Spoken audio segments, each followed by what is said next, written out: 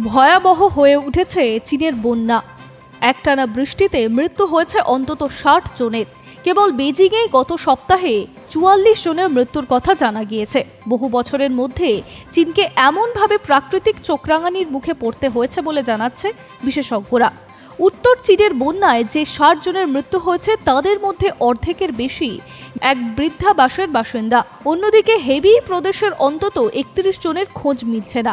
একটানা দুর্যোগে ক্ষতিগ্রস্ত ৩১টি গুরুত্বপূর্ণ রাস্তা, বিদ্যুৎ সংযোগ বিচ্ছিন্ন হয়ে অন্ধকার নেমেছে ১৬৩টি গ্রামে। উদ্ধারকারী দল হেলিকপ্টার ব্যবহার করে আটকে পড়ে থাকা লোকজনদের বের করে আনছে বলে জানা গিয়েছে। সব মিলিয়ে পরিস্থিতি অত্যন্ত উদ্বেগজনক। প্রসঙ্গত, বছরে একটা সময় প্রচণ্ড বৃষ্টিপাত হয় বেজিংয়ে। ২০১২ সালে জুলাই মাসে বন্যায় ৭৯ জনের মৃত্যু হয়েছিল, যেটি এখনো পর্যন্ত সবচেয়ে ভয়াবহ বন্যা। কিন্তু এবারের পরিস্থিতি আরও ভয়ঙ্কর হয়ে উঠেছে। বেজিংয়ে এবং চীনের অন্য প্রদেশের দুর্যোগের পরিস্থিতি নিয়ে উদ্বিগ্ন প্রেসিডেন্ট শি জিনপিং। তিনি পুলিশ, দমকল ও বিপর্যয় মোকাবিলা বাহিনী সহ সমস্ত জরুরি বিভাগে যুদ্ধকালীন তৎপরতার কাজ করার নির্দেশ দিয়েছে। Hi News network.